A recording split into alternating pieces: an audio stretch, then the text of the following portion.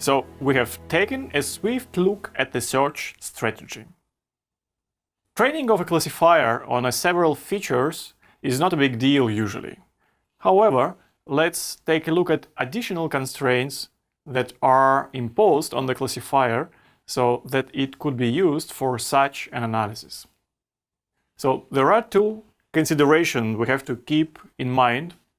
The first one is called uniformity. So the correlation between classifier prediction and mass can lead to false peaks, which spoil event counting.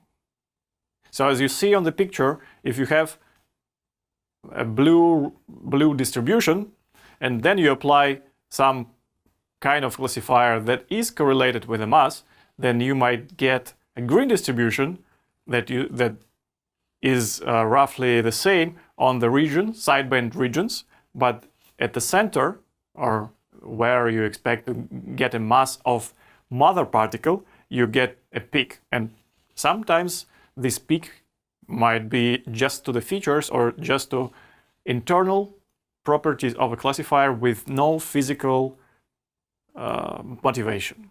And the second check, or second restrictions that we have to keep in mind is that training dataset that we used for a signal is fully represented by simulated events, and background is real. So when we train a classifier, signal versus background, we don't know exactly if the features or if the classifier has learned something specific to signal versus background or Monte Carlo versus real. So those aspects can also introduce a bias in our counting. So let's take a uniformity. Take a look at the uniformity. Here you have on the top right the distribution of two variables, for example, prediction and a mass. And on the left bottom you will have like even numbers or line that represent the distribution of the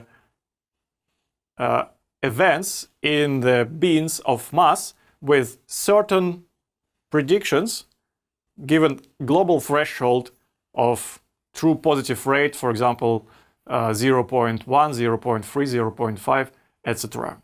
So in case of non-uniform distribution or non-uniform distribution of predictions versus mass, in the joint distribution picture you see something that is displayed on the top right, and you can see it more distinctly on the levels picture.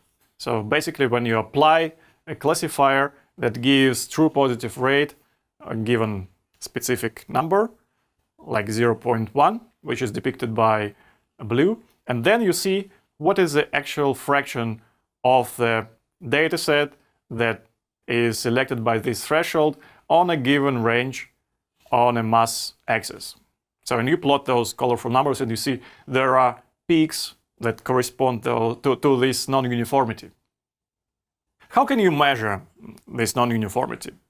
So if you introduce a mass window and you compare distribution in this mass window with a global distribution in your dataset, which is depicted on this figure by blue points, you can plot a marginal distribution like you see on the right side of this picture, the blue and yellow histograms. So since those are pretty much aligned with each other, it means that the distribution in the mass window is more or less the same as distribution of predictions in the whole dataset. And in case you have some discrepancies or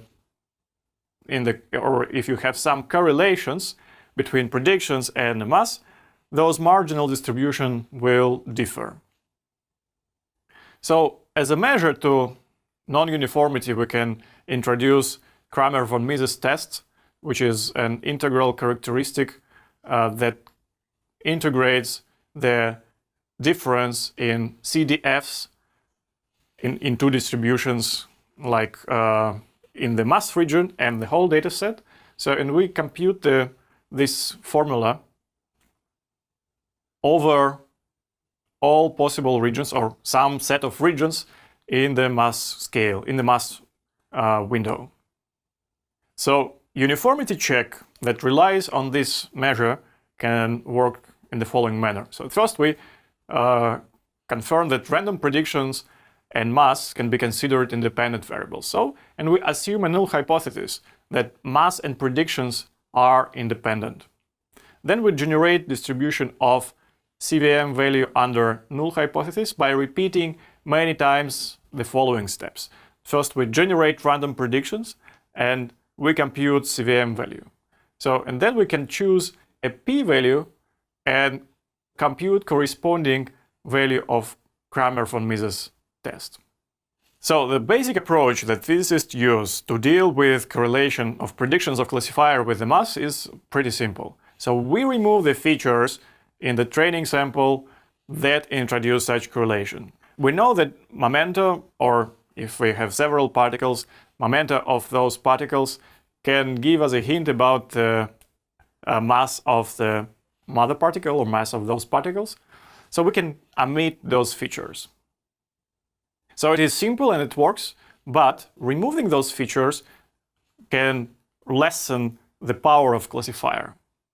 So the question is, can we modify machine learning algorithm that still uses all the features but provides uniform predictions with regard to background or with regard to signal along the mass axis? So let's recap a gradient boosting algorithm.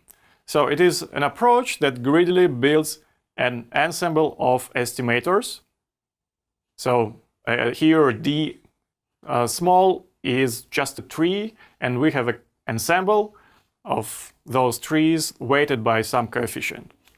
So, and this approach minimizes given loss function. And functions could differ. For example, mean squared error is the one you have in the middle, or ADA loss that is used for ADA boost, or log loss, which is used in many different cases and different classifiers. Each term in the ensemble approximates the residuals between true value of the function that we want to predict and all preceding terms predicting it. So one approach is called uniform boosting, or U-boost BDT, which BDT stands for boosted decision trees. So if we aim to get certain false positive rate at the region that equals to a certain constant, so at first we fix a target efficiency. For example, we want to get 30% there and find corresponding threshold for the classifier. Then we train a tree with its decision function dx and increase weight for misclassified items, events, and then increase weight of background events in the regions with high false positive rate, according to the formula on this slide. So following this procedure, we achieve the false positive rate in this region, and we can repeat it for all regions. So it works, but it is a little bit computationally hungry. A little simpler approach is based on gradient boosting. So why don't we minimize Kramer von Mises metric with gradient descent? So the problem is that we can't compute the gradient of this formula, but we can make an approximation of CVM according to the formula on the slide. And for this formula, we actually can compute the derivative. And for this, we can modify the loss function according to the formula below. So we add this LFL with some coefficient to the loss function of ADA boost. So, and this actually works pretty nicely. So you see 3 examples. So on the left part of the slide, you see ADA boost and those levels of efficiencies. And you see that sidebands are inclined pretty heavily. So don't disregard just middle point, because there should be no point. It goes to 0 for no physical reasons, but just consider the angles at which sidebands levels go to the central region. U-boost is a bit better, and the winner is UGB plus FL. So it's faster, and also it allows for a trade-off between quality and uniformity by tuning parameter alpha. Another approach that you can take into account for this problem is based on adversarial neural networks. The first one is adversarial decorrelation introduced by paper Chase, Shimin, and his colleagues. So the idea is that you build a classifier, and on top of this classifier, you introduce another algorithm, adversary network, that takes into account how well it can reconstruct the dependency between prediction of the original classifier with mass or with other feature that you want to decorrelate. So to make it work, they also added some gradient scaling layer to increase the gradient passing through this adversary part. And signal events are given 0 weight in adversary loss. So it basically works. So you see an example from their presentation. The red distribution is predictions of just original neural network, traditional neural network. And the black ones are the distribution of predictions of the network that has been trained adversely according to the previous scheme. So, and the quality of the second network is roughly the same as the quality of the original one. And on this slide, you have a little more generic scheme that the previous was just an example of. In this adversarial part of the network, they reconstruct parameters of the distribution that we want to avoid. And in case we see this distribution in the output of the adversarial part, we punish the original network.